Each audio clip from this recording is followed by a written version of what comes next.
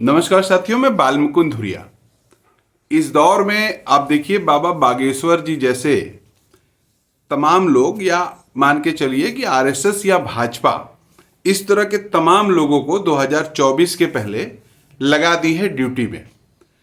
इसके पहले 2014 में हम और हमारी धर्मपत्नी हम लोग केदारनाथ गए थे। तो प्रलय के बाद वह, या जो वहाँ जो त्रासदी आई थी, उसके बाद केदारनाथ गए थे घूमने के लिए, प्राकृतिक छटाओं को देखने के लिए। और हम लोग उस विभीषिका को महसूस नहीं कर पाए थे या जान नहीं पाए थे कि इतनी बड़ी त्रासदी इस लेवल पे आई है। और हम लोग ठीक पहुंच गए उस दिन केदारनाथ, जिस दिन प्रधानमंत्री जी शपथ लेने वाले थे। ये बात याद इसलिए है कि हम लोग लौटते समय केदारनाथ मंदिर से उड़ के आना चाह रहे थे, टट्टू पे बैठ के। हम लोग को नहीं मिला। कहा गया कि आज दिल्ली के 200 किलोमीटर रेंज में कोई उड़ान नहीं है, रोक दी गई है, क्योंकि प्रधानमंत्री जी शपथ ग्रहण कर रहे हैं। तो वहां पर घूमते समय माना गांव में एक झुंड बैठा था बाबाओं का। उनसे चर्चा करने लगे ऐसे जानकारी के लिहाज से। तो लोगों ने कहा कि हम लोग कई जगह प्रचार पे गए, और हम क्या, हम जैसे बहुत सारे लोग टोलियों में प्रचार पे गए, और मोदी जी को सरकार बनाने में हम लोगों ने बहुत मेहनत की। और बाबा चाय की दुकान पे बैठ के चाय पी रहे थे। उन्होंने कहा इस ड्यूरेशन में हम 2-3 बार उड़ के गए। बड़ा शौक लगा, दादा बाबा उड़ के गया, यहाँ पर चाय पीने के पैसे नहीं होते हैं, और इतना इतना धन इन लोगों ने खर्चा किया। इनका स्तर भी देख के नहीं लग रहा है कि किसी बड़े मठ के बड़े महंत होंगे, या किसी बड़ी रियासती मंदिर के बहुत बड़े बाबा हैं, फिर भी उड़ के गए। तो लगाया गया था। जिस तरह से इस दौर में हिंदू राष्ट्र चर्चा का विषय बना हुआ है। अभी मैं एक रिपोर्ट सुन रहा था नेपाल के विषय में। नेपाल दुनिया का एकमात्र हिंदू राष्ट्र है, और जो नेपाल में जैसा जैसा हुआ, जितना हम आप नेपाल पे जानते हैं, उससे बहुत ज्यादा आगे बढ़ के तथ्यात्मक तरीके से इस रिपोर्ट ने बताया कि कोई भी हिंदू राष्ट्र अगर होगा तो उसका सिस्टम कैसे होगा, उस पे वर्चस्व किसका होगा, रूल कौन करेगा, और किसके ऊपर रूल करेगा, ये सारी कुछ बानगी आप नेपाल से देख सकते हैं।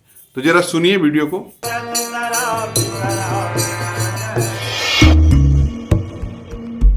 नेपाल की मौजूदा सरकार और व्यवस्था को देखें तो ब्राह्मणों का हर क्षेत्र में दबदबा है।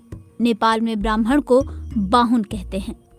ऐसा तब है जब नेपाल में ब्राह्मणों की आबादी महज 12.2% है। ये नेपाल के पहाड़ी ब्राह्मण हैं और हर क्षेत्र में इन्हीं का दबदबा है। नेपाल में सबसे बड़ा जाति समूह है क्षेत्रीय, यानी भारत में जिन्हें क्षत्रिय या राजपूत कहा जाता है। नेपाल में क्षेत्रीय 16.6% हैं। ब्राह्मण और क्षेत्रीय को ही नेपाल में खस आर्य कहा जाता है। नेपाल में खस आर्य की कुल आबादी करीब 29% है। नेपाल के मौजूदा लोकतंत्र को देखें तो सभी उच्च पदों पर ब्राह्मण हैं। नेपाल के प्रधानमंत्री पुष्प कमल दाहाल प्रचंड ब्राह्मण, नेपाल के राष्ट्रपति रामचंद्र पौडेल ब्राह्मण, नेपाल के सेना प्रमुख प्रभुराम शर्मा ब्राह्मण, और नेपाली संसद के स्पीकर देवराज घिमिरे भी ब्राह्मण हैं। प्रचंड की पूरी कैबिनेट देख लें तो सारे अहम मंत्रालय, चाहे वो विदेश हो या गृह, ब्राह्मण और क्षत्रियों के पास हैं। नेपाल की प्रतिनिधि सभा यानी संसद को देखें तो यहाँ भी खस आर्य का ही दबदबा है। प्रतिनिधि सभा के लिए 164 सदस्य प्रत्यक्ष निर्वाचन प्रक्रिया से चुने जाते हैं। इनमें से 95 सदस्य खस आर्य हैं, यानी 57% सदस्य ब्राह्मण और क्षेत्रीय हैं। नेपाल में कुल 7 प्रांत हैं: कोसी, मधेश, बागमती, गंडकी, लुम्बिनी, कर्णाली और सुदूर पश्चिम। इन 7 प्रदेशों में से 4 के मुख्यमंत्री ब्राह्मण हैं। नेपाल के मधेश इलाके में भी ब्राह्मण हैं, लेकिन उनकी हैसियत पहाड़ी ब्राह्मणों की तरह नहीं है। नेपाली कांग्रेस के नेता कंचन झा कहते हैं, मधेश इलाके में भी ब्राह्मण और राजपूत हैं, लेकिन पहाड़ी ब्राह्मण और क्षत्रियों का ही सरकार और शासन में दबदबा है।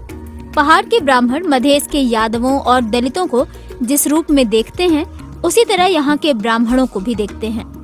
नेपाल में राजशाही खत्म होने के बाद से कम्युनिस्टों की सरकार रही है। नेपाली कांग्रेस की भी रही तो कम्युनिस्टों का समर्थन रहा। नेपाल की कम्युनिस्ट पार्टी की कमान जिनके पास है वे सभी ब्राह्मण हैं। नेपाल के पूर्व प्रधानमंत्री बाबूराम भट्टराई से पूछा गया कि नेपाल में कम्युनिस्ट राज है या ब्राह्मण राज।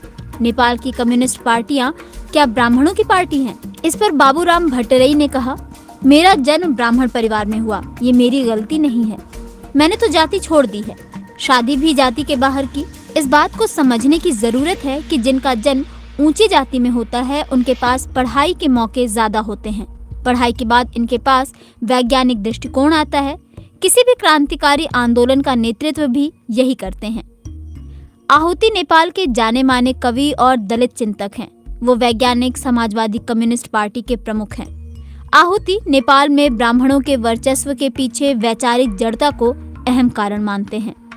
वो कहते हैं, नेपाल में दलाल पूंजीवाद आया, यहाँ तो अपना कोई पूंजीपति भी नहीं है।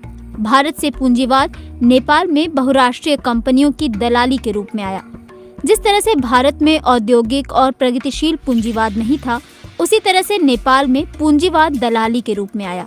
इस पूंजीवाद के पास जाति से लड़ने के लिए कोई दर्शन नहीं था। मुझे इस मामले में आम्बेडकर की समझ पर भी शक होता है।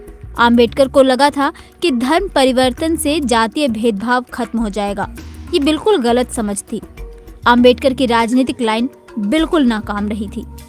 आहुति कहते हैं कि उन्हें इस बात से दिक्कत नहीं है कि ब्राह्मणों के पास नेतृत्व है, बल्कि दिक्कत इस बात से है कि प्रगतिशील विचारधारा वाले ब्राह्मणों की कमी है। विजयकांत कर्ण डेनमार्क में नेपाल के राजदूत रहे हैं। वे काठमांडू में centre for social inclusion and federalism नाम से एक थिंक टैंक चलाते हैं। कर्ण का कहना है कि नेपाल के जितने राजदूत विदेशों में हैं, उनमें से 90% ब्राह्मण ही हैं। कर्ण कहते हैं कि नेपाल में जातीय वर्चस्व की जड़ें बहुत गहरी हैं और वे लोग आज की तारीख में ठगा हुआ महसूस करते हैं, जिन्होंने राजशाही। तो आपने देखा, इस तरह से नेपाल हम इतना नहीं जानते थे, आप भी इतना नहीं जानते थे, लेकिन इस रिपोर्ट को देखकर ऐसा लगता है कि यही खेल हिंदुस्तान के भीतर भी, भारत के भीतर भी लोग कर रहे हैं और अपनी सत्ता को, अपने वर्चस्व को बनाए रखने के लिए इस तरह का पूरा बाबा बागेश्वर या इस तरह के जितने भी बाबा हैं, इनको लगा दिया गया है काम पे कि 2024 में सरकार बनानी है। आपको रामदेव जी भी याद होंगे, 2024 के पहले भारत जो यात्रा और क्या स्वाभिमान क्या क्या करके जबरदस्त एक माहौल बनाने का काम किए थे। तो ये समझना होगा।